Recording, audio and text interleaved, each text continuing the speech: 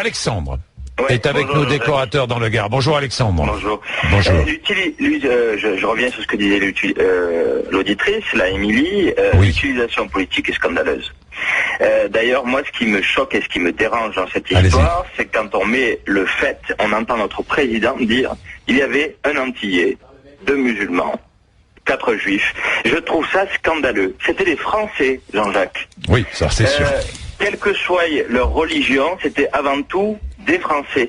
Et dans le lot, puisqu'on parle des fameux 2 musulmans, moi qui suis un auditeur d'RMC, mais aussi un lecteur de Midi Libre dans ma région, on a vu qu'il y avait, il s'appelle Abdel Chenouf, et un chrétien. sa grand-mère, et voilà, dit que c'est un catholique pratiquant. Bien sûr, c'est un chrétien. On sait que c'est un catholique pratiquant, on se dit, tiens, c'est bizarre. Il met en avant le fait qu'il y ait 2 musulmans, un Antillais, ce qui n'a rien à voir, parce que je vais dire Antillais, ça n'a rien à voir avec la religion, ça veut dire qu'il est des départements d'outre-mer. Alors on met 2 musulmans... Qu'il est noir peut-être, Alexandre. Il est noir, voilà. Oui. C'est quand même particulier de mettre ça en avant. Et on oublie le petit catholique pratiquant qui était maghrébin, Abdel Chenouf, et ça me perturbe. Je dis, quelle utilisation politique on peut avoir entre nous? C'est qu'est-ce qu'on fait? On utilise les religions pour nous monter les uns et les autres. Attention, on est raciste, il y avait 2 musulmans, et alors que quand on écoute bien ce qui se dit, parce que je sais pas, vous faites sans doute comme moi, Jean-Jacques, vous écoutez ce qu'on dit dans les infos, on nous dit que ça peut être ou un ultra d'extrême droite, ou un islamiste. Les 2 pistes sont envisagées. Donc je vois mal, si c'est un ultra, mais bon ça c'est une théorie personnelle, je vois mal un ultra aller tuer des militaires, comme je vois mal un islamiste aller tuer des musulmans. Ah ouais. Et non, mais nous verrons. Mais les crimes ont quand même une connotation. Pardon, Alexandre. Alexandre, c'est facile de dire c'est un fou. C'est trop facile. Je suis d'accord avec vous. Je suis 100% d'accord avec vous. C'est un fou. C'est un fou, donc et puis on passe à autre chose. Vous comprenez ce que je veux dire, Alexandre? C'est un fou qui a quand même une sacrée stratégie pour aller tuer des gens. Oui, il est fou, mais enfin, il est quand même lucide. Voilà, il est quand même lucide. Quand on entend son sang-froid, il fait vachement peur à ce mec. Ah bah oui. Et avant qu'on essaie de nous monter les uns et les autres pendant la campagne politique, parce que je dis, cette récupération de toutes les politiques, de nous dire « Ah oui, mais il y a eu des discours, alors peut-être que ça l'a influencé. » Oui, mais il suffit qu'il regarde des films à la télé de violence pour que le mec, il a envie de tirer des balles dans n'importe qui. Puis avec la conjoncture actuelle, où on a l'impression qu'on arrive à la fin du monde, je veux dire, on peut tous péter des câbles.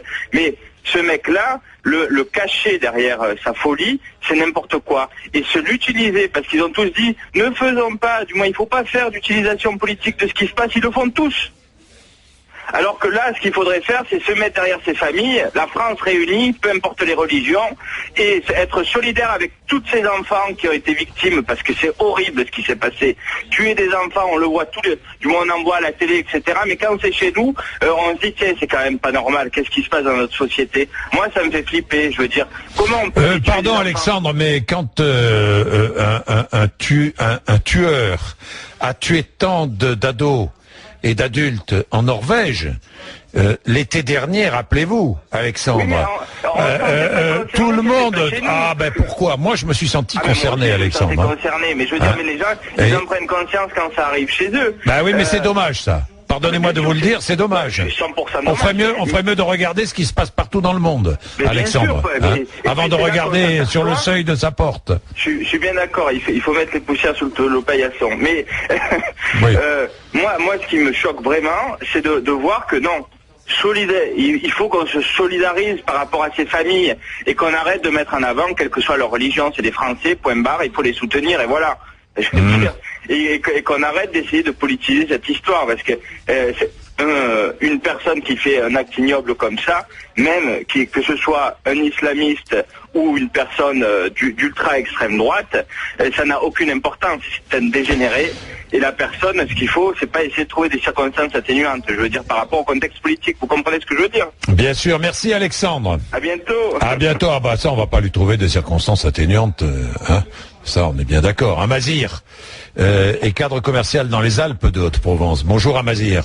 Bonjour, Monsieur Bourdin. Qu'est-ce que vous vouliez dire ce matin, Mazir? Alors moi, je voudrais tout simplement dire, bon, moi je suis français, hein, fier de l'être. J'ai eu la chance de naître dans ce pays. Mon papa a quitté le Maghreb il y a pas mal d'années en arrière. Et moi, ce que je voulais tout simplement dire, c'est que malgré, bon, dans tous les pays du monde, il y a des racistes, c'est évident, ça fait partie, hélas, de la nature humaine. Mais ce que je voudrais dire, c'est que la communauté juive, surtout quand elle est affichée, porte un poids beaucoup plus lourd au regard des racistes. J'en veux pour preuve. Bon, à l'époque, j'étais dans une autre ville, j'étais en Eure-et-Loire, j'étais à Chartres, et un beau jour, il y a un petit gamin qui est arrivé. Son papa était juif, pied noir, d'Algérie. Et si vous voulez, ils sont arrivés à Chartres, ils n'avaient pas d'amis, et tout de suite ils ont sympathisé avec mes enfants, ce gamin avec ce petit frère, et puis bon, nous avons sympathisé avec les parents, c'est devenu d'excellents amis, et un beau jour, malheureusement pour lui, sa maman est tombée gravement malade, elle avait le cancer. Elle était à Tel Aviv, donc, parce que quand ils ont quitté l'Algérie, ils se sont pas plus en France, ils sont partis directement en Israël, et il est parti rejoindre sa maman, qui est décédée quelques jours après. Et nous avons dû garder, d'ailleurs ça a été un plaisir, hein, nous sommes proposés, nous avons gardé ces deux garçons. Eh ben, je vais vous dire, Monsieur Bourdin, il y a 10 ans de cela, nous avons dû les garder dans l'anonymat le plus total. Parce que bon, si vous voulez, à l'époque à Chartres, hein, j'étais connu pour, pour être français mais d'origine. Donc, il y a une certaine diaspora, il y a une certaine ouma dans certaines villes. Et si on apprend que quelqu'un d'origine maghrébine garde des petits juifs à la maison, ça peut être chaud pour lui, quoi, si vous me permettez cette expression.